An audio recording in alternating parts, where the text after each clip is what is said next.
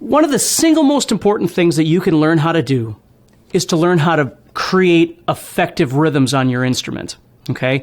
When I first started teaching guitar, and I have been teaching for over 25 years, but when I first started teaching, I had my first gig was actually teaching a class. I'd never taught a private lesson in my life, and I was teaching a class, which is probably not the brightest thing to do. So I had to come up with my own course, right? So I had to create my own book and put a bunch of stuff in there and was all excited. The first thing I did was I started putting in some basic chords, and then I put in some basic strums. You know, I would teach people how to do like a down, down, down, up, down, or something like that. And it went really well. The classes were very successful, and it was all great. It wasn't until a while after that I started realizing that I had created a bunch of unfortunate robots or zombies by the things that I was teaching them. And I found this out because some of the students would go on to further classes and then ultimately wind up in private lessons and that sort of thing. And I began noticing, and again, this was early on in my career, I began noticing that the strums that I had shown them how to play, they played those same strums for everything, every song, everything. And that's when I started realizing that although strumming patterns, learning how to play strumming patterns is something that we need to learn how to do, and it is important, there's a far more important element happening. And that is learning how to add realism and, what I call organic playing into your strumming when you play guitar. So what we're going to do right now is we're not even going to worry about the left hand. What we're going to do is we're going to focus on the right hand. And what I'm going to show you right now, if you really think about this and you implement it into your playing, your life will never be the same again. Your guitar playing will never be the same. And it doesn't matter if it's acoustic. It doesn't matter if it's electric. It doesn't matter what style of music you're playing. It's learning how to play the guitar like a singer would sing, a good singer would sing, right? We have got to learn how to play with dynamics. We have got to learn how to play with spatial differences. And I summarize all of those elements into a technique I call the ocean effect. And so what I want you to think about is this. If you were off staring at the ocean, what you're going to notice is that it's first of all, it's very captivating. It's very mesmerizing. But secondly, if you look deeper at it, you're going to start noticing that it's irregular. Everything about it isn't the same all the time. It's not predictable, and that's what makes it kind of fun. Sometimes you have really big waves. Sometimes you have very small waves. Sometimes you have very, if it's really windy out, the waves are very aggressive, white caps, all that sort of thing. And so somewhere along the line in my teaching, I started thinking about strumming very similar to that, in that what I want to do is I want to learn how to kind of pull at the emotions of the listener. Now, if I'm playing a metal song, the emotion is kind of one-dimensional. But if I'm playing acoustic guitar, and this is why I have an acoustic right now, the nice thing about this is when you play, you can sort of utilize the way that you're strumming to impact the listener. So, for instance, let me give you an example of what you don't want to do, right? If I go...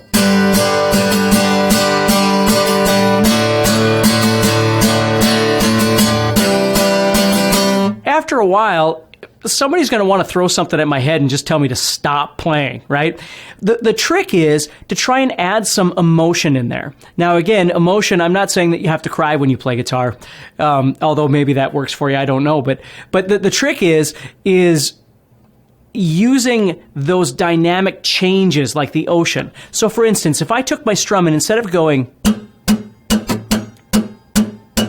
Let's start off by changing the space. So I'm not just doing a pattern. I'm not going down, down, down, up, down the entire time. I'm going to start changing that.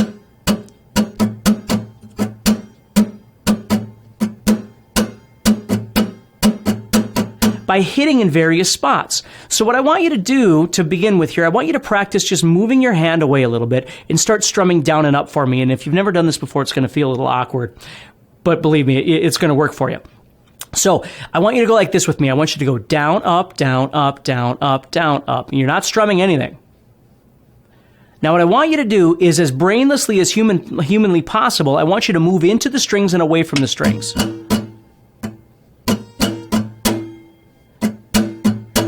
Don't think about a pattern. Just move in and out, like the wave of an ocean, right? It's getting bigger, getting smaller. We're moving in, we're moving out.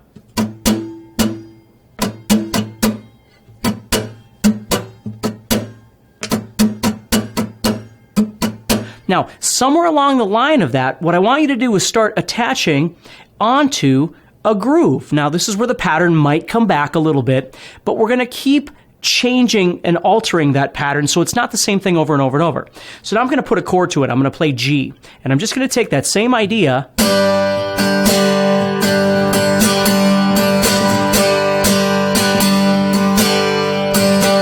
Now, I'm not thinking at all about what I'm hitting and missing. I'm just hitting and missing things, okay? But I am aware of the fact that when I miss downs and I play ups, instead of always starting with downs, like the pattern I just showed you, I was doing down, down, down, up, down. What makes that a little bit floppy and a little bit flat is that I'm using all downs. If I can skip some downs every once in a while and just use the ups, it begins to create a more realistic groove, a more human feel. Where when I go, those downs are just punching you in the face. There's just downs all over the place. What you want to do is start missing some downs. Now, you don't have to miss them all, right? But you start missing some here and there to create some different spaces. Okay? So that's what I want you to start doing first, is we're just scratching here. I'm just touching all 6 strings without a chord. You can do it over a chord, but it's nice to just scratch the strings to begin with. Just that way you can really focus on what's happening over on your strumming hand and less on your chording hand. Okay? So we're just learning how to move in and out.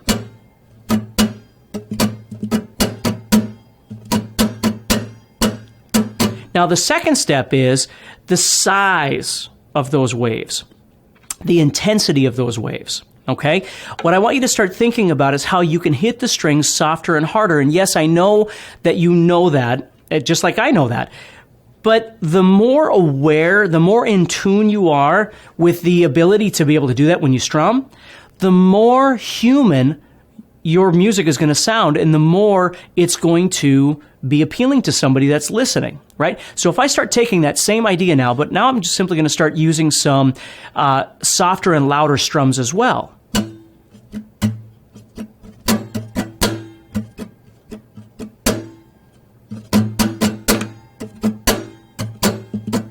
And I can increase the intensity by strumming harder more often as I'm moving to something. So now let's go back. I'm going to take this G chord, and I'm going to start moving back and forth between strumming it soft and strumming it loud, okay? With that spatial dynamic I just created, I'm trying to do both of these things at the same time.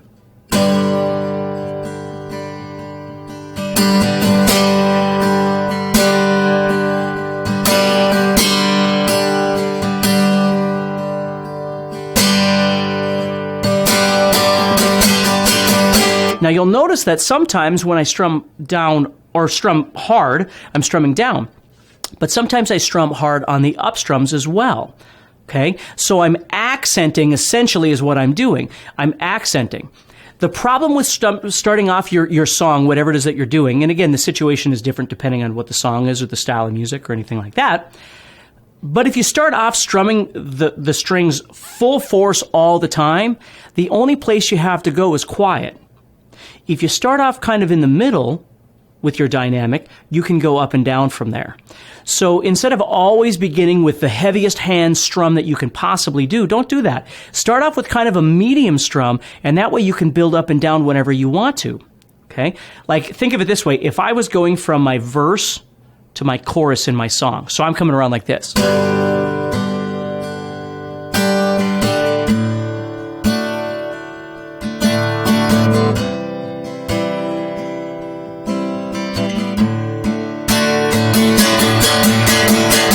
right? You can feel that build, and I'm sure you've done that before, right? It's the verse is turning into the chorus. And so I'm building on that D chord. I'm strumming harder and harder, and maybe I'm strumming more. And then I get to that G, and now I'm really bashing. But the difference is I'm aware of the fact that I'm changing up my dynamic, not only within the context of my strum, but in the context of the song itself. The chord changes themselves. So the key here is for you to start learning how to think about those things, apply them to your own playing, become aware of it. You know, that's one of the biggest battles that you have is, you know, in life in general, is learning to be aware of the situation and then how you can make it better. Instead of just going, well, you know, I can strum the guitar. Well, of course you can. You know, my wife always laughs at me because I can make rhythm on the guitar, but I can't dance my way out of a paper bag.